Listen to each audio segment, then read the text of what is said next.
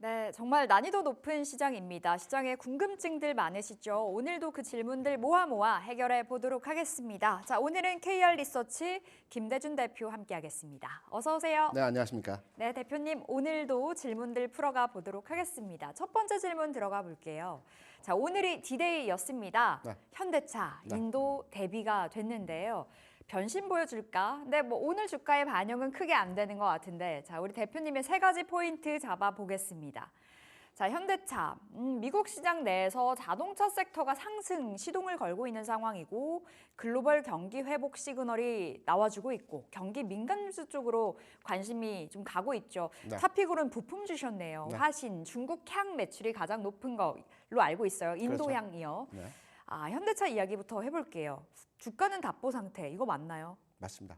괜찮아요? 제가 자동차 업종, 특히 인도 IPO와 관련된 내용에 대해 설명을 잠깐 드리려고 하는데 네. 좋은 얘기부터 드릴까요? 아니면 조금은 주가의 부정적인 얘기부터 드릴까요? 배드 뉴스부터 나쁜 들어보겠습니다. 얘기요. 네. 우리가 이제 인도 시장의 IPO를 통해서 공모한 금액이 뭐 4조 원이다, 5조 원이다 얘기들이 많습니다. 네. 엄청나죠. 그 그렇죠. 돈이 현대차로 다 들어올 것 같죠. 그러면 현대차의 지금 뭐 재무적 가치 측면에서의 상향화되는 내용으로 해서 주가도 올라갈 것이다. 이 기대감을 현재 가지고 있는 거 아니겠습니까? 네.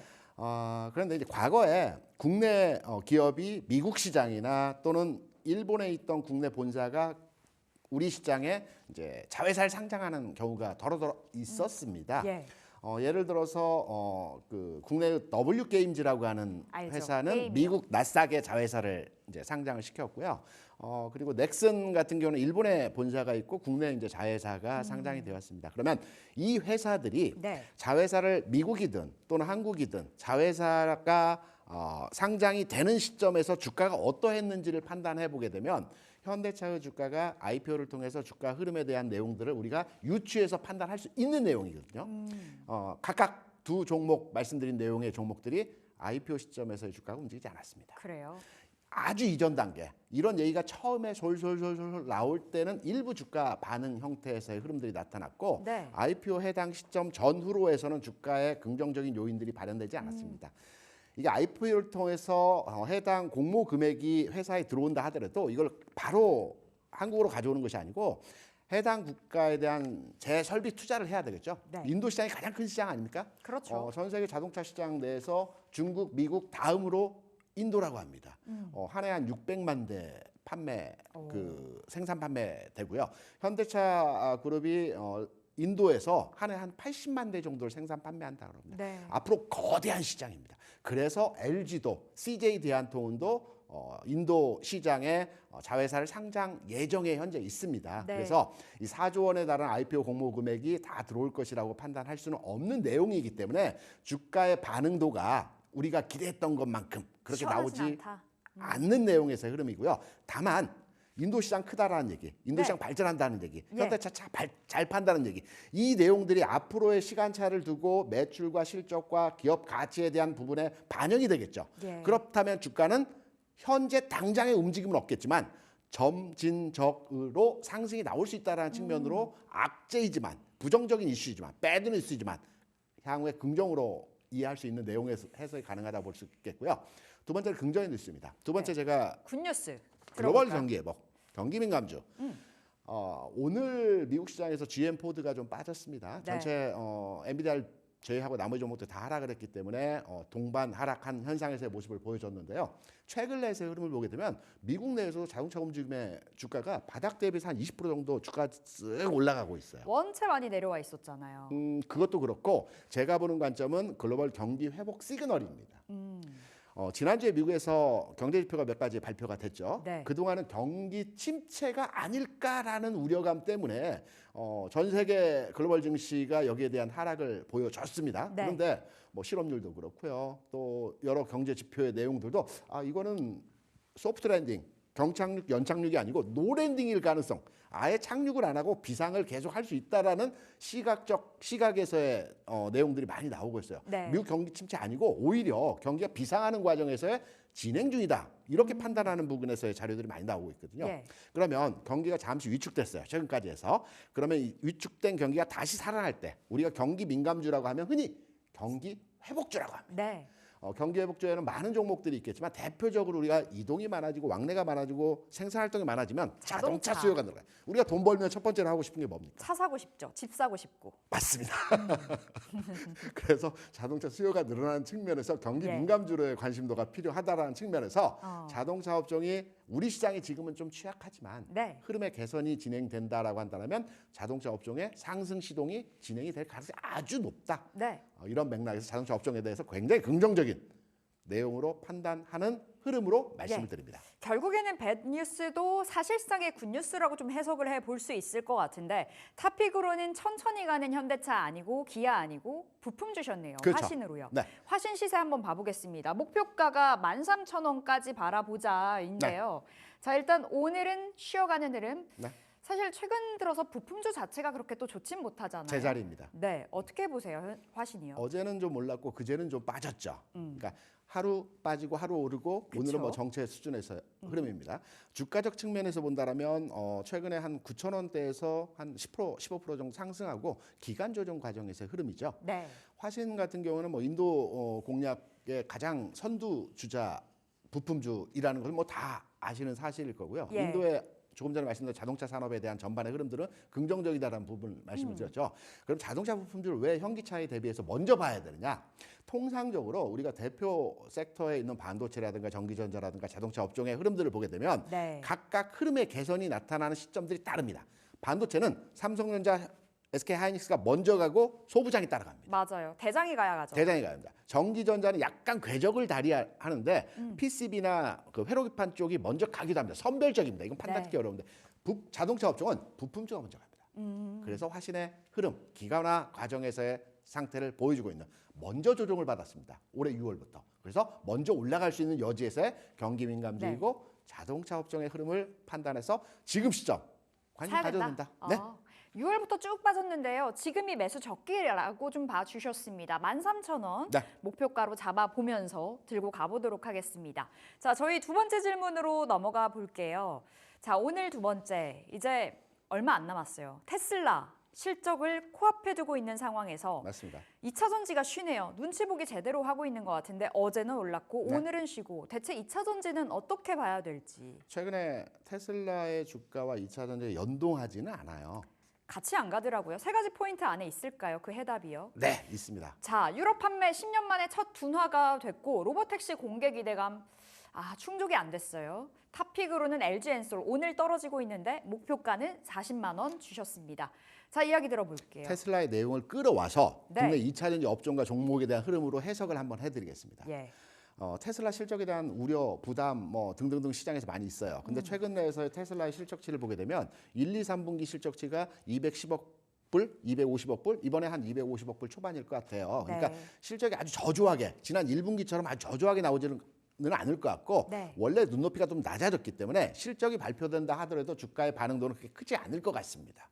그리고 로보택시 공개 10월 10일인가 발표됐죠. 실망 부분이 크다라고 시장에서는 평가를 하고 있어요. 그런데 최근에 스페이스X 관련해서 발사체 발사되고 로봇팔이 내려오면서 딱 잡는 그 모든 전 세계에서 봤던 대단했어요. 대단했죠. 네. 왜 이 재료는 반영이 안 될까요? 엄청난 재료인데 지금 테슬라에 대해서는 호재이든 악재이든 주가에 반영되지 않고 있어요. 주가 상황에서의 흐름이 최근 한 열흘 가까이 220불 전후로 해서 진폭이 거의 없는 상태로 쭉 눕고 있습니다. 네. 시장에서 변화의 움직임이 나타나기 전까지는 주가의 상황이 아직은 움직일 타이밍이 아니다. 실적 내용이 어떻게 나오더라도 주가의 반응도는 없을 거다. 시기가 필요하다. 저는 대선 이후로의 테슬라 주가 움직임이 나타날 가능성이 있다라고 판단되고 있고요. 사실상의 트럼프 피해주라고도 좀 이야기 많이 되고 있는 상황이잖아요. 가능성이 좀 있습니다. 그리고 트럼프 후보가 대통령이 된다라고 한다면 일시적으로 초기에 충격파가 있지만 이후에 네. 대선 전에 어떤 뭐 정책적인 전환, 정책적인 내용에 의해서 충격이 있지만 그 이후에는 기존에 가져왔던 정책들을 모두 수용하는 형태로의 진행이 될 가능성이 높기 때문에 네. 이후에는 제자리를 찾아갈 것으로 판단되고 있는데 문제는 국내 2차 전지 수주죠. 국내 2차 전지는 어떻게 해야 돼요? LG엔솔 사실 바닥 대비해서 한 30-40% 올라왔었잖아요. 그렇죠. 지금 자리가 그런데 30만 원에서 44만 원까지 올라왔어요. 그러니까 2차 전지 나름 선방했습니다. 물론 LG 엔솔 위주로의 상승이 나타났기 때문에 네. 나머지 종목들에 투자되어진 분들은 내 종목은 아직도 안 가고 있어 그러니까요. 라고 말씀들 하실 수 있는데 좀 전에 자동차는 부품주가 먼저 가고 반도체는 삼성의 하이닉스가 먼저 간다고 그러거든요. 이 차례인지도 LG 엔솔, 삼성 SDI가 먼저 가야 됩니다. 그래야 따라갑니다. 왜?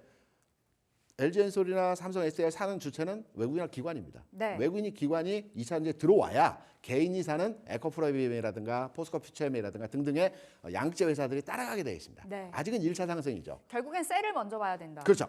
셀을 먼저 보는 관점이고 셀이 먼저 가고 나서 양극재, 소재, 소부장이 가는 네. 형태이거든요. 30만 원대에서 44만 원까지 한 뭐 40% 정도 올라왔어요. 37만 원, 38만 원. 지금 조정이 조금 깊긴 합니다. 조금 생각보다 좀 깊은 조정. 네, 우리가 피보나치스에서 38.6%, 40% 조정을 예상을 하면 네. 대략 한 39만 원 정도, 38만 원 정도의 조정이면 무난한 조정인데 지금 37만 원. 7만 원대까지 내려왔죠. 아, 이건 일시적인 하락의 진폭이라고 판단하고 있고요. 네. 저는 LG엔솔 같은 경우는 1차 상승 후에 2차 상승을 준비하는 과정에 있기 때문에 37만 원 정도면 무난하게 사도 된다고 보고 싶어요. 지금부터 모아간다면 어느 정도까지는 그럼 멀리 바라보세요? 왜냐하면 첫 번째 주가 조정에서의 바닥권에서 손바뀜이 나타났죠.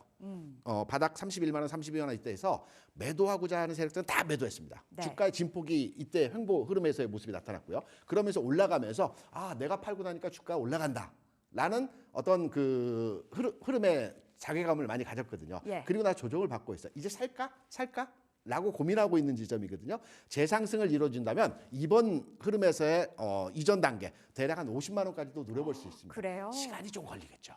그러나 LG엔솔 같은 경우는 2차전지 업종의 대표 종목이고 네. 주가 흐름적 측면에서 본다라면 추가 상승 기대감을 가지고 있는 종목이기 때문에 지금 가격에서 좀 흔들림이 좀 나온다. 지금 사모아가는 시점 그리고 네. 대선 이후에 흐름에 긍정적으로 보는 관점으로 접근 가능하다고 보십니다. 알겠습니다. LG엔솔 지금 자리 접근 가능. 네.